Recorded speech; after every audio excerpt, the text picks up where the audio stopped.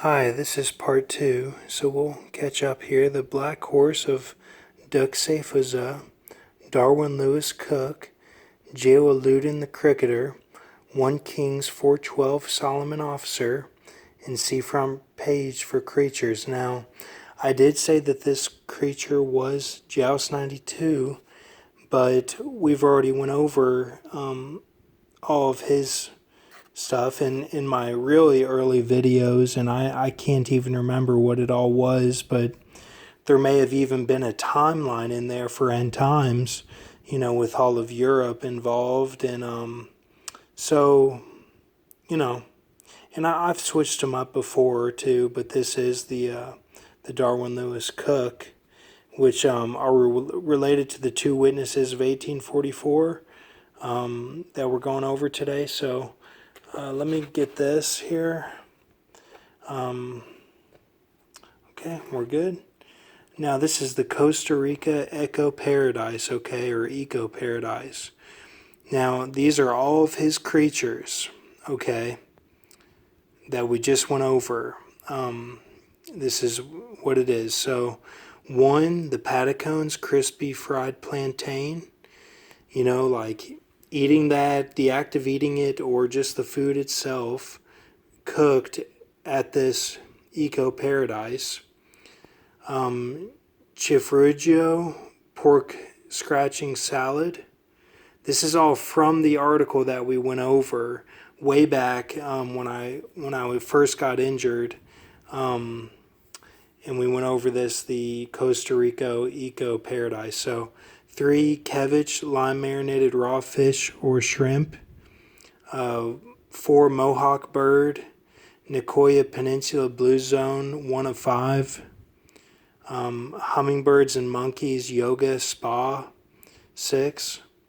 Roy 80 but looked 50 eat tortilla dance. This is all from the article, okay? I know it. I wrote this kind of fast, and it might not even make sense to some people, but this, I'm going to go over it because God wants me to go over it. So, Latitude 10 Resort, Santa Teresa, the Harmony Hotel at Surfers Paradise Beach, heat of sand determines sex, travel from sand. Heat of sand determines sex, travel from sand to beach, developing flippers and hard walk. That's the turtle that they're talking about.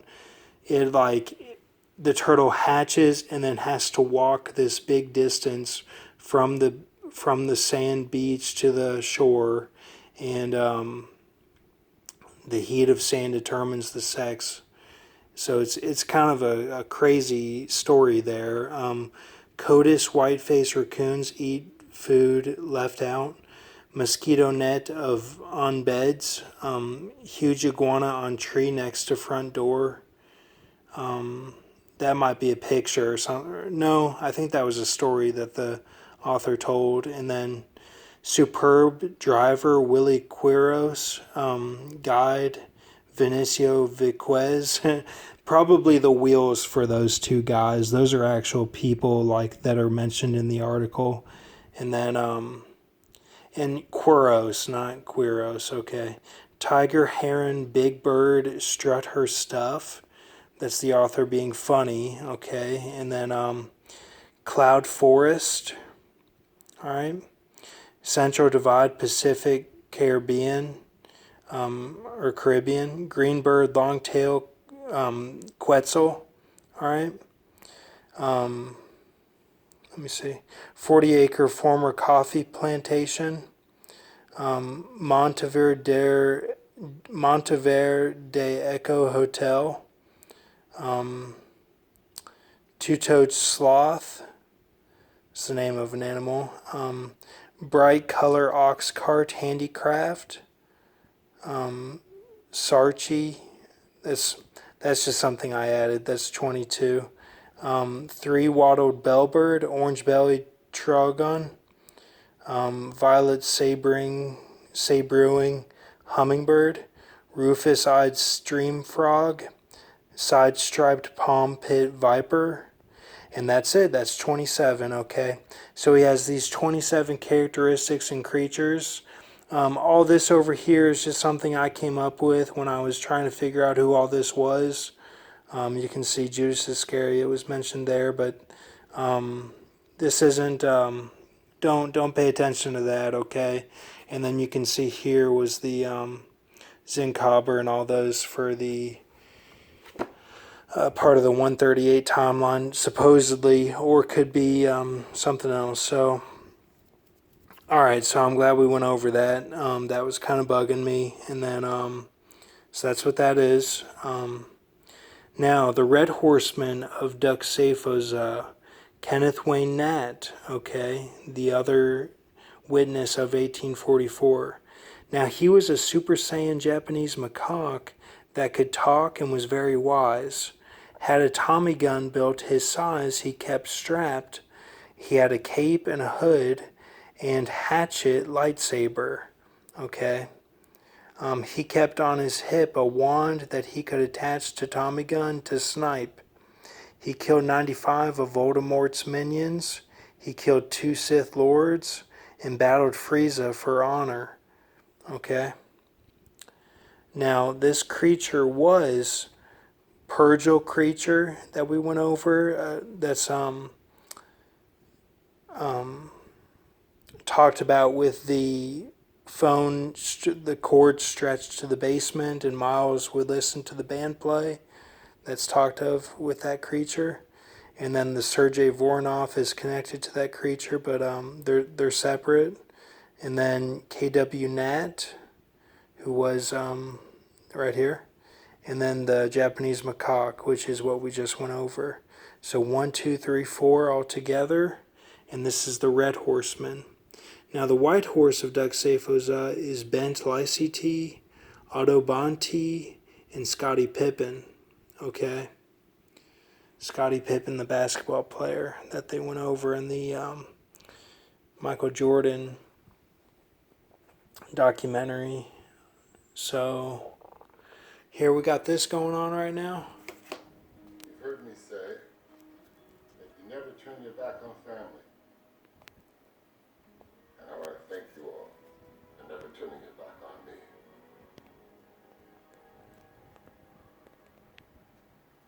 You want to meet them? All right. Everyone, meet Brian.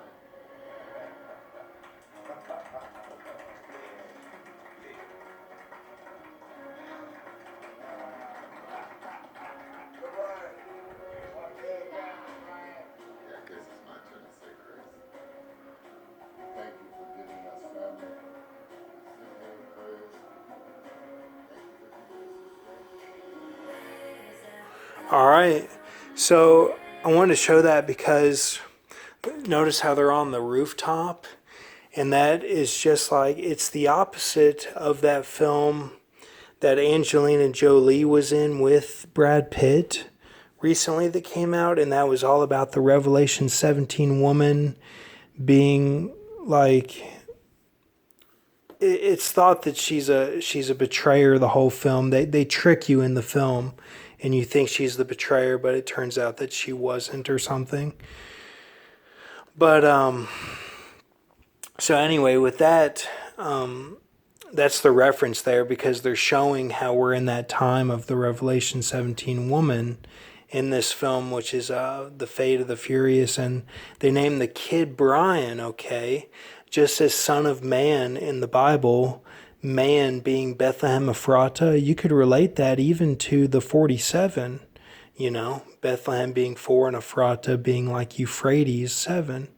But, you know, we've even said Kevin J. O'Connor was the Bethlehem Ephrata, but, you know, there's many ways to look at the Son of Man part of it, and so that's one. And then, so there, you know, I don't really know what Vin Diesel's role was with Paul Walker's death. I mean, he talked at the site of his death, and I think I just missed him, you know, when I went, because I went twice to go look at it, and the news was there one time that I went on Hercules Street by the Blimpie, and I'm glad that Zac Efron is in this film, because I think he was a good switch from that country guy that they had in Tokyo Drift. But they eventually bring the country guy back too. But Zac Efron he's in a few good movies under the radar, kind of, and I think that he is a good actor. But that's just my opinion, and I think that there's just something weird about the whole Disney ordeal. I mean, it's like, they're always known for subliminals, and I get all that. I mean, I get that you have to, you know, get the kids ready for, keep them pumped up on the estrogen and testosterone so that they want to have jobs, so that they want to succeed in life. It's all that American dream twisted with a twist. That's what they've done with Disney, is use it to pump the kids full of that energy. It's all that wicked energy that they're pumping them with to get them to not, you know, seek the God path of conspiracies or whatever. But see, with Trump, okay, now notice this. At the end of the whole Obama era and into the Trump was all the Netflix build up. And then they went into how it is now with the TV. You get every single channel you want and every single outlet of Hulu, all Amazon, all that stuff. And so, and they had loose change on the Netflix. That was the first step, because they wanted people to have a balance, a fake balance of, well, yeah, I'm a meathead and I'm a conspiracy guy too, and like I get it all. I'm on top of the world. Like I know it's corrupt, and yeah, like no one can fuck with me, and that's how they want you to be. That's how they want you to be. They want you to have a balance of it so that you just accept it and be like, well, yeah, no one's gonna fuck with me, and oh, I guess because they're not gonna, I'm gonna be part of it. I'm gonna be a Freemason. Then no one can surely fuck with me because I know all this stuff. You see that deception there? You see how they do that? Okay? So, and like I noticed that when I was at some of my mom's students, she teaches disabled kids, but I went to some deviant's house, because Aaron, who showed me my mom, and in the smoke or whatever, he became my mom, and that was in California, and that was during all that Hopi meadow quail meadow time, where that's where I was living in Irvine. And I ran out of the room naked and said I'm not gay or whatever. That was all because he was a deviant. And I remember my friend Cody Tier said that, oh, Aaron's real stupid, man. Like, don't listen to anything he says. He's dumb. But, and Aaron had said, don't be a Michael, he's a knucklehead. Don't be a Michael Brock, he's a knucklehead. And that was right before or right after he showed me my mom. It was when I was in the room with him. And so, and I don't know if he got good grades or whatever, but he wasn't like a genius. I know that, but he was into this spiritual stuff. So then in Owensboro, then the response to that was I went to my mom's kids' house that they had in Owensboro, kind of a cool house that had like secret passages and stuff. It was kind of like it kind of looked like a trailer, but it wasn't. And I went there and they showed me that loose change, and I was like, yeah, don't you know about Groxt? And they were like, yeah, you showed us Groxt, and we were laughing about that. We laughed hysterically, and I was like, okay. And then I was trying to figure out what was going on with them, and they said this guy came over who his brother was one that I was trying to help, who was going through this same type of stuff with his mom or whatever in the smoke, and he was having some trouble, and his brother I tried to help, but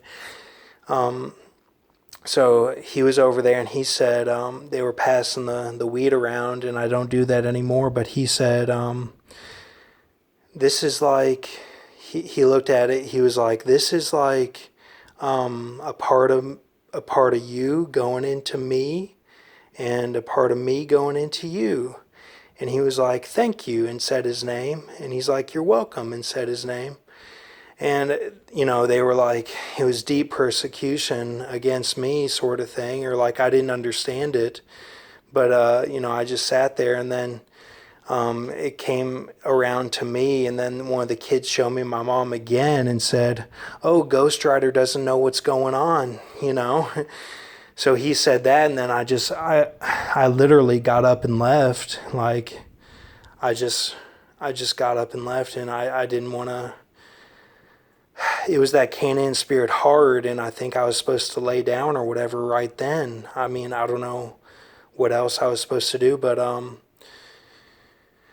so then and then the other thing was they were showing me one of the guys was showing me these pictures of guys that he had wrote letters to that were in jail, and they were all like that deviant art that I show sometimes on this channel, but they were like real wicked when you scroll down a lot on those and you get into like some real wicked stuff.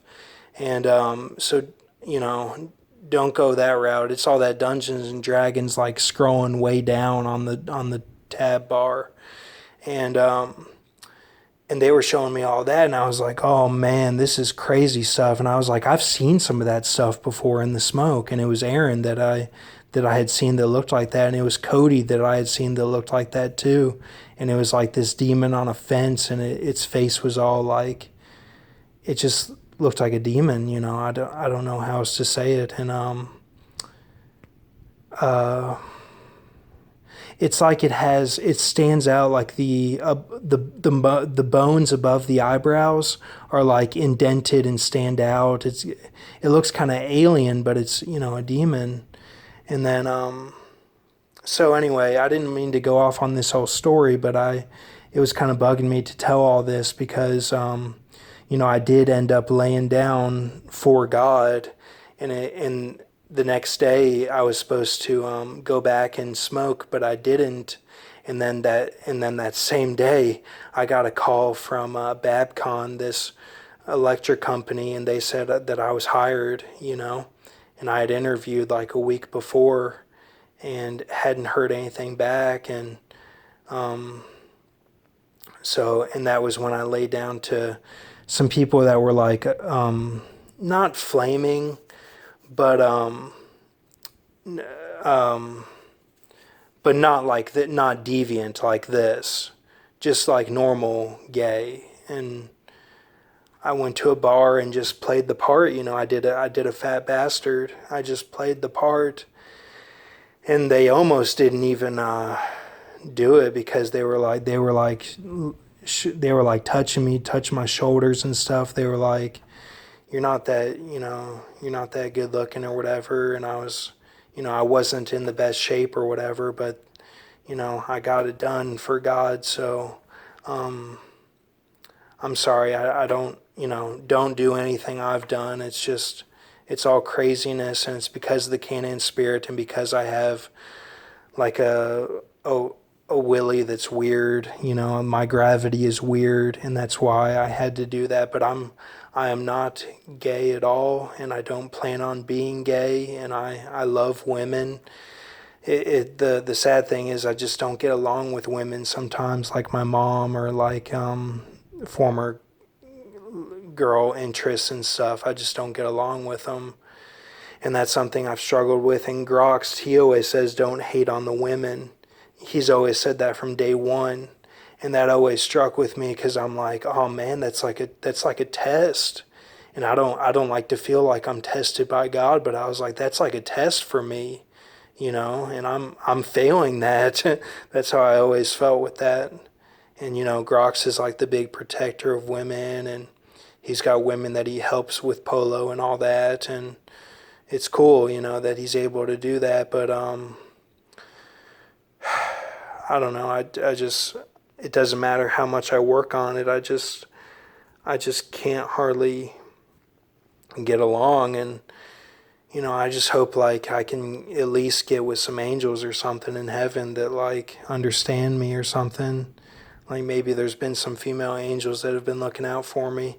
That's kind of what I thought with that whole Brock the Rock channel, which is connected to like the Smyrna pit or whatever. I think like some angels were helping me on that channel, like watching my channel or something. But that's all I got for tonight. Thank you.